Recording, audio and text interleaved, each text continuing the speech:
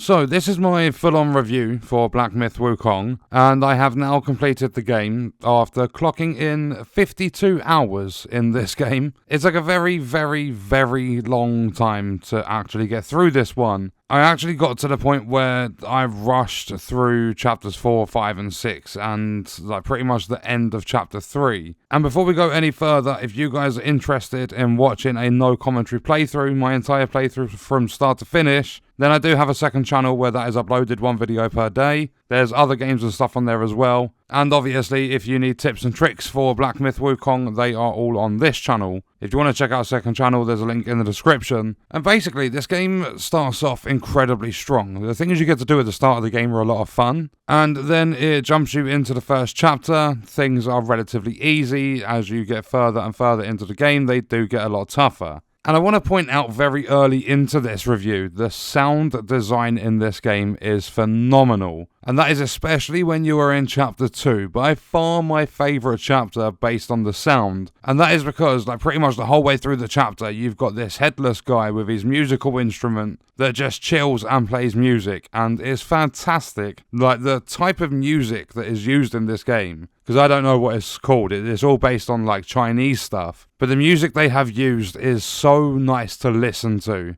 And I want you guys to let me know in the comments which chapter was the best for you in terms of the music. But then we have the gameplay itself. You've got a bunch of different spells. You've got loads and loads of spirits you can use. There's different transformations. One of the smaller things that kind of lets this game down for me was the fact that by the time you get to like chapter 2, chapter 3, like the very end of chapter 2, and then, like, I don't know, a little bit of the way into chapter 3. At least for me personally, it kind of felt as though I was dragging myself through the game. I felt as though there weren't much more to experience. And I think that's mainly because of the combat in the game. You're basically limited to a very, very small amount of light attack combos the whole way through the game. The only thing that changes within the combat is just the spells and stuff you're using, and there's not a huge different amount of them. So while the combat is enjoyable at the start of the game, as you get further in, there's only so much you can expect from a light attack combo. Like, whenever you're pressing your light attack, you know exactly what's going to happen. It's going to happen the same every time. It gets rather repetitive. But I do really like the way they set this game up, because you're not starting with the best things in the game. You have to earn your, like, basically your weapons, your armor. You have to be taking down these bosses, and they can be quite tough. There are a shit ton of bosses in this game. A lot of the time it does feel like you're just in a massive boss rush. But for the most part, the bosses are quite unique. They have their own movesets and things like that. I did start getting frustrated towards the end because the bosses were becoming, like, a lot more difficult. But it wasn't due to making progress in the chapters. But it wasn't just, like, basically because they were becoming more difficult, it's because they were unnecessarily difficult. And there are some bosses that have moves that are, like, your timing of the dodge has to be spot on perfect. There is no room for error whatsoever. And that would not be a complaint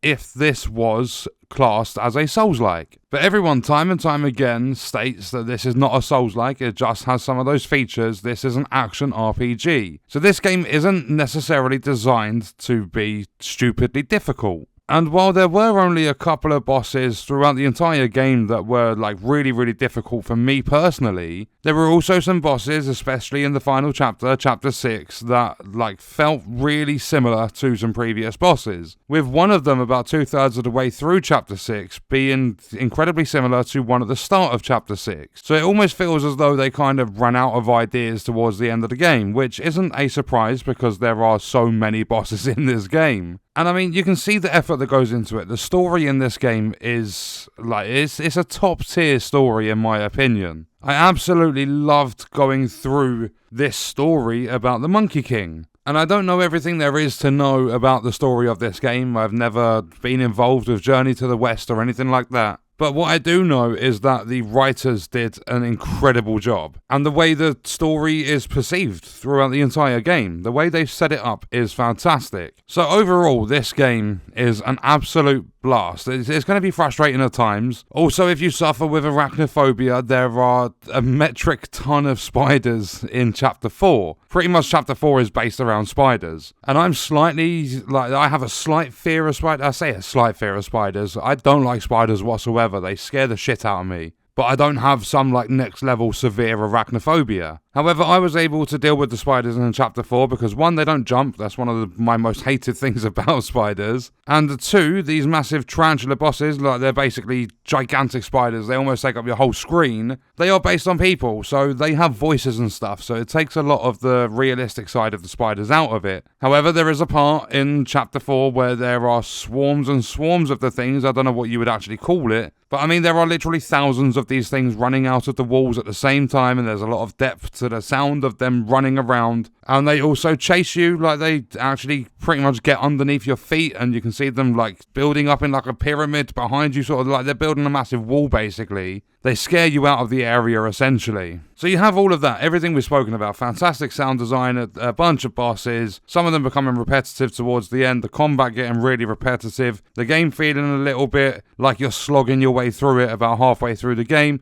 There are lots and lots of secrets in this game, loads and loads of them that 1, I've already covered on the channel, and 2, I plan to cover on the channel. I'm still not done with this game entirely. I'm done with the story side of it, but I'm not done with the secrets and tips and things. But the biggest letdown for me is not only the fact that they didn't update and they never fixed any of it, but for me, by far, the biggest problem that I don't actually see many people talking about is the lack of optimization. And this was a huge put-off, especially in the middle of the game and at the end of the game. Because Chapter 1 of this game ran butter smooth, and I've got a high-end PC, I've got an i9-12900KF, I've got a 4080 Super, I've got 32 gigs of DDR5 RAM, I have a powerful PC. I was only playing very high. My ray tracing was set to low because I had other problems.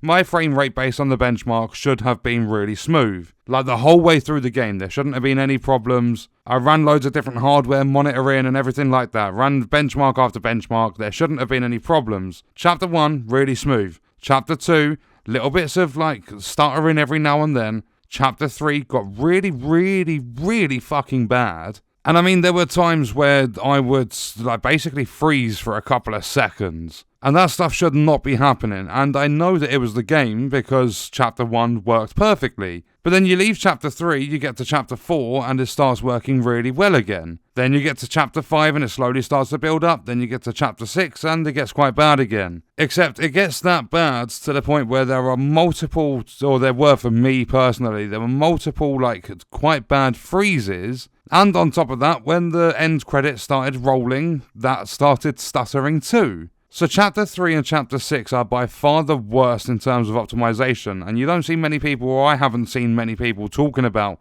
the lack of optimization in this game. And when they released an update, they nerfed the boss, they patched an infinite mana glitch, they did a load of translation fixes, but they haven't done anything to the stability of the game, and that is very, very important. It was so frustrating when you're watching a cutscene and then it will stutter and it might skip a tiny bit of the sentence someone's saying, or it will just jump when you're in the middle of a boss fight and that will mess up the timing of your dodging and things like that. It very, very badly takes away from the experience. So overall, while there are a couple of problems in terms of things becoming repetitive, the optimization isn't the greatest on PC, and I've heard it's the same on PS5 as well. Overall, this game is brilliant. If you're looking for a game that has a deep story, this has it. If you're looking for a game that's got bosses with unique mechanics, a steepish sort of learning curve, this is the game for you. I highly, highly recommend this game, but it does need a couple of optimization fixes. And I think they need to lay off the balancing. They don't want to overdo it too much. They have designed the game to be the way it is. They need to kind of leave it alone. Less than 2 weeks after the game launched, and they've already nerfed the boss, which was also a boss that I've hardly seen anyone complaining about. Whereas all the complaints are mainly coming in about certain bosses, like some of the end of chapter bosses, and they didn't touch those bosses whatsoever. So I think before they go down a rabbit hole of nerfing this and buffing that and doing all of these balance changes, just kind of leave it where it is. Let the players figure it out and then give it time. See where the biggest complaints are coming from and then work on that. Instead of going, oh, we're hearing your feedback, we're going to fix this and we're going to do this and that, and then not doing the things that are actually the most important, because the time they spent on nerfing the boss, they could have spent working, not necessarily 100% optimizing everything, but they even could have started just making progress on an optimization patch, because this game desperately needs one. So yeah, after 52 hours of playing the game, doing a bunch of secrets, completing the story, I do think this game's a little bit overhyped. Not drastically at all. It is a really, really good game, but the amount of hype it's got, I think is a little bit too much. I'm going to give this game, it's a really, really tough one for me to rate this, but I feel like it deserves a rating, and I'm going to give it a 7.5. I'm